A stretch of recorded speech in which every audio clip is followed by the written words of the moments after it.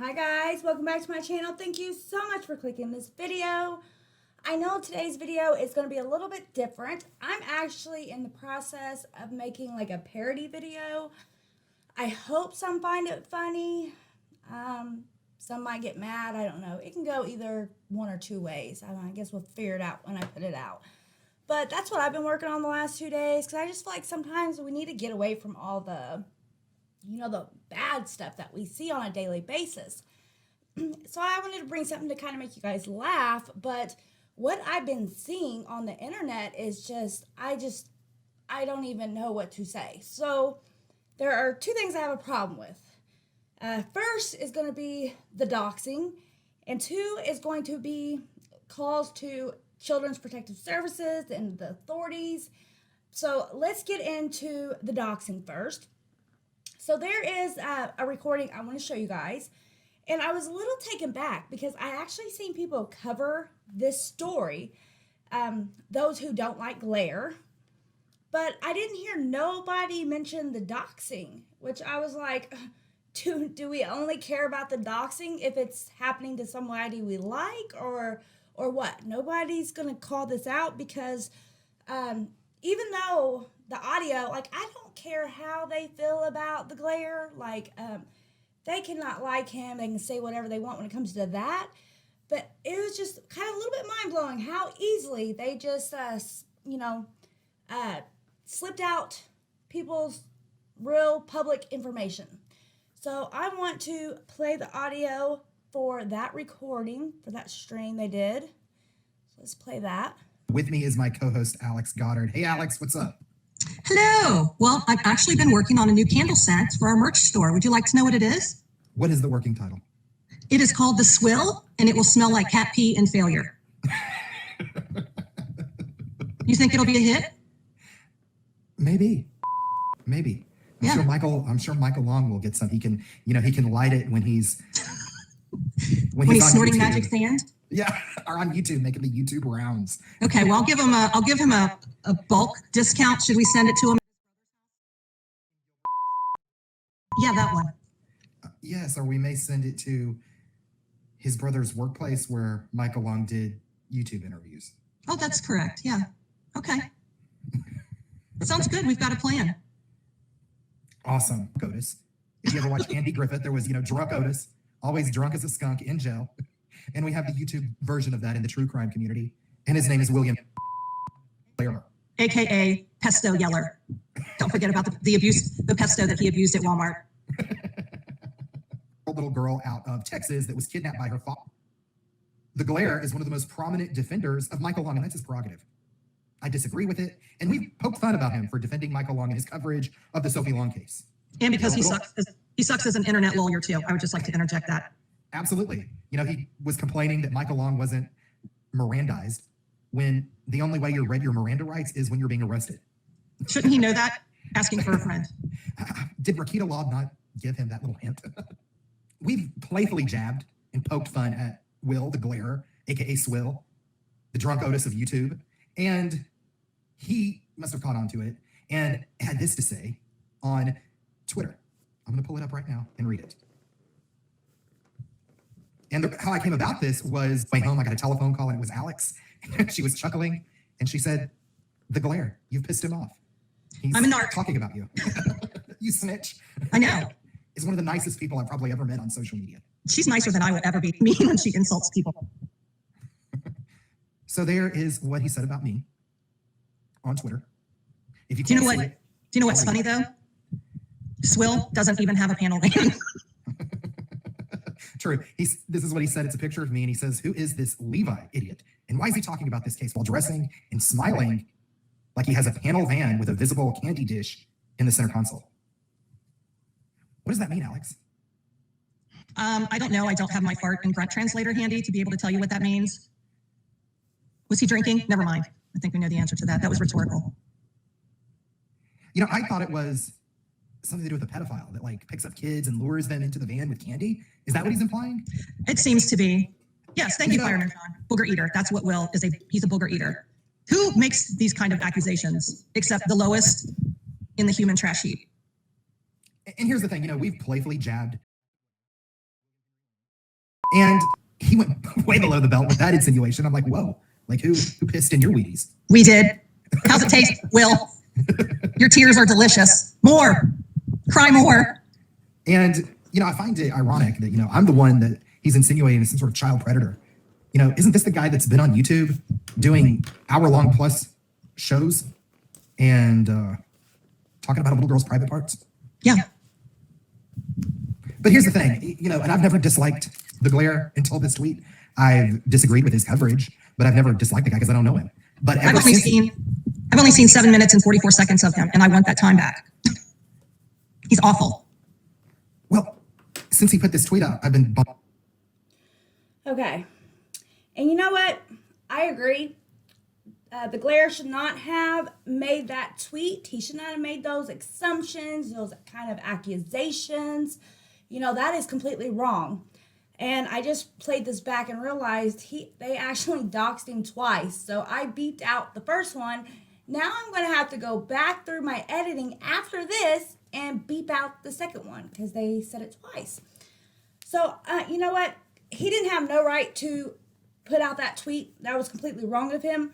I am curious of what those playful jabs are, though. I would be curious to see what those are. But I don't think that gives anybody the right to dox somebody. And I seen somebody comment like underneath Will's thing was like, well, why does people think that they should have the privacy? Why do they think they have a right to privacy when they're on, when they're online and stuff like that? Okay, I'm gonna tell you why. Just because we get on these platforms does not mean everybody needs to know everything about our personal business. And I'm going to tell you why. I actually have a video, if you find it somewhere on my playlist, about doxing and the dangers of doxing and what can happen when your personal information gets in the wrong hands. So maybe you won't take that personal information and do something horrible with it, but you don't know what the next person is willing to do. So all it takes is one person not to like him, to have some ill feelings towards him, and be nuts enough to act on it, to harm him. Just because you wouldn't do something with that information doesn't mean the next person's not. And I just want to get your guys' opinion because I was really just confused. That's why I don't hear nobody talking about how he was so easily doxxed.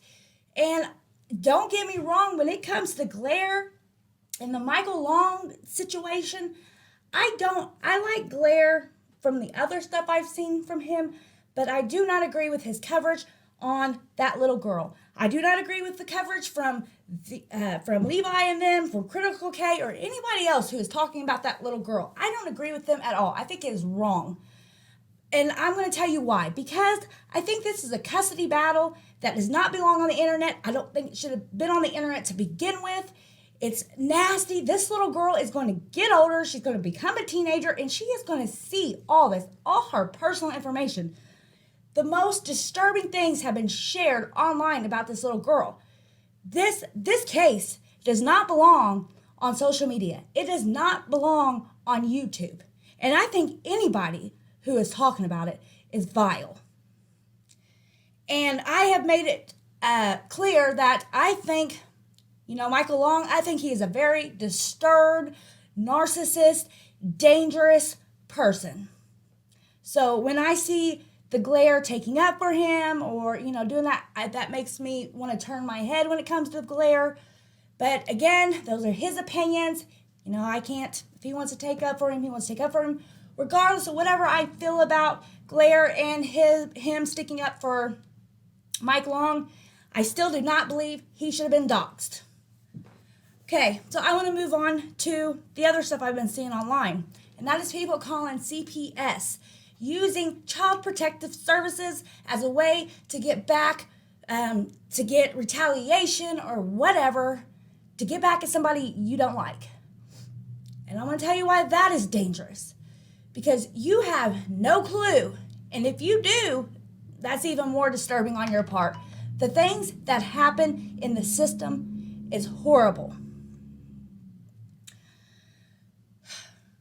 The way I could go on a complete rant about Child Protective Services, don't get me wrong, I do think there are some really good men and women out there who, when they first got started in that field, I mean, I have personal friends who work in that field. So I feel like when they first came on, working in that field, in their mind, they thought they were going to save the world, that they were doing such this wonderful thing to help these children. But the problem is there are so many cases.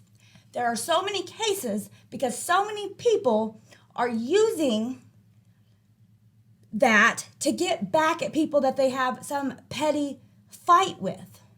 And what happens is the serious cases that need to really be looked into and taken serious, they slip in the cracks.